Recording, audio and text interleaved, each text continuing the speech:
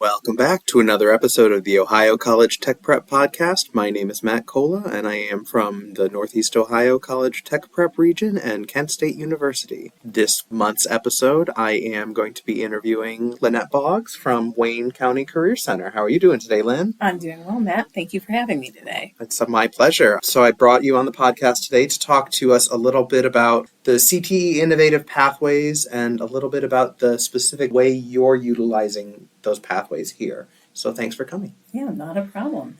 Yes, we've had a great experience with the CTE innovative path. We had a wonderful opportunity with our industrial electronics program to utilize that vehicle, I guess we could say, instead of the CT26 going with the innovative pathway. A few years ago, we had a wonderful instructor who retired, and we got a new instructor in, and the old instructor had been working a lot with his advisory, and they had told him, we need to incorporate some of these other skills. The problem was there was no funding mechanism for it because it crossed another pathway. And so electronics in the engineering pathway and electronics in the manufacturing pathway. So both of those two pathways had courses that we wanted to utilize, and we never really could. But we tried to teach those extra skills so that the students that went out had those skills. With the innovative pathway, we now have a way to fund those courses. And basically, through those advisory meetings that our advisory had earlier with that first instructor, and then continuing on with a new instructor, it was just perfect way to morph into that program that meets our local industry needs. That's awesome. I was super excited to hear that the state had started this new program. You told me a little bit about what the innovative pathway is, so that's awesome. Let's dive more into your specific industrial electronics program. Sure. So our program just used to be electronics. We worked on computer hardware. We had AC and DC electronics as well. But our local industry said, hey, we need some other things. We really need to have some industrial maintenance skills on these students, because we do have a program that is power line technologies, which brings the power into the manufacturing areas, right? And we have a robotics and automation technologies program that the students can basically learn the automation skills, but we had this big gap in the middle of work cells. Basically, okay, we can bring the power in the building, we've got all the automation, but who's going to hook all those things up and maintain it? That's where our industrial electronics comes in. So it was just a perfect fit, and then they can go, and these students are learning, like I said, they're learning some industrial maintenance as well. So they're getting those base electronic skills in AC and DC, and they're also getting mechanisms and drives and industrial maintenance. So it's a real powerful combo for our local area here. This is the first year you've done this program? This is the second year. All right. The first year, we did the program, filled out the application, which, by the way, was super easy. It's just like a Google form, basically. I think it's not actually Google they use, but it's similar to a Google form. You fill it out instead of the 26. And the first year we did that, and we left our computer hardware program in there. And we found out that, that first year we worked through it, and we're like, it was kind of our test year.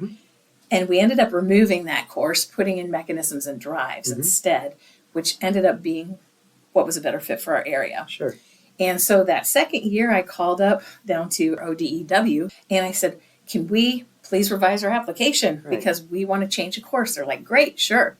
All I did was go in, filled out that application again, which if anybody is doing this, save your first application so you can go back in and you can revise it, go back in and re-enter it. So it was just, it was so fast, it was crazy. Oh, that's exciting. So it was very easy. You'll love to hear that. Who did you work with down at ODEW in case people want to begin their own programs? Yeah, I had worked with mostly Ryan Curtis and Matt Winkle, but mostly Ryan on it. And they were very helpful, very, very helpful.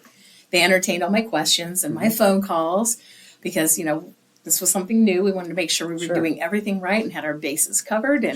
And they were just wonderful to work with. Oh, that's so exciting. So you have industrial electronics. Do you plan on introducing any more innovative pathways in the future? Well, at this point, unless we hear some more things from our advisory, we haven't heard anything yet, but it's always going to be that program that's in the back of our minds that if we're not quite addressing our local industry needs, we've got that card we can pull out of our back pocket and go that direct route. But right now, as far as I know, we're not looking at anything else. But again, open to all advisory because that is actually what drove this. Right. So the businesses on your advisory suggested that this happen. You had the synergy of a new teacher wanting to come in and kind of shake things up. How's the student response been to this program? So far, we expected it's going to be a few years, and it's starting to trend upward now. The enrollment was lower, but we're starting to pick up, and we're looking forward to it going even further. Our industry involvement has been key to this. Sure. Getting kids exposed to what these technician careers are, because your average student is not going to understand coming into this, I want to be an industrial technician or in industrial maintenance. That was part of the other thing too. We didn't call it industrial maintenance because students, for some reason, that's not in their language. Sure. When they think maintenance, they're thinking, oh, my high school maintenance man, which is more of a custodian. Right. There's absolutely nothing wrong with those careers. They're wonderful careers, but that is not what this is. This is a high tech, high skill, trained position that they're going to be going into. So, yes. Yeah. You said that a lot of this has been trying to get them to understand what the position is. Has that been through work-based learning, through guest speakers, through something else that I'm not thinking of? Well, when we're having our sophomore visits, obviously we're exposing our students to that. We have student ambassadors that go out and they do lunch tables or lunch presentations at our different associate school districts to kind of try to help spread the word, so to speak. And also we have a lot of guest speakers that come in and volunteers. And one of the things we're hoping that we can really employ this year is more with our advisories talking, to the potential students. That's one step that I would like to see us go further in and keep growing and keep exposing. Yeah, that integration seems very important. Right. It's really as simple as just a school district or a career center reaching out to ODEW and asking, hey, we'd like to create this innovative program, and they work with them and fill out the form? It is just that simple. Okay. It's like I said, it's the simplest process that I think we've done, honestly, when it comes to filling out paperwork, et cetera, to create a new program or revise a program and refresh it.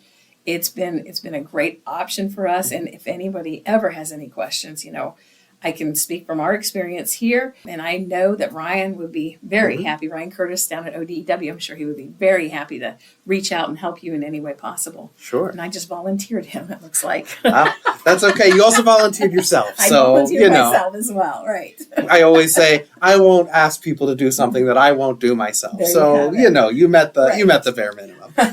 Is there anything else you want to talk about regarding this program? Basically, listen to your advisory committees. If I can give any advice at all, your advisory committees are your steering committees. They should be for your program.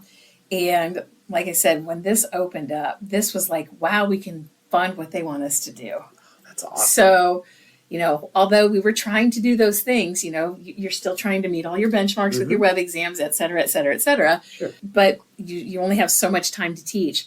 This allowed us to use that time we have to teach on those main subjects that they were wanting for the students to fill those positions. Oh, so, that's amazing. Yeah.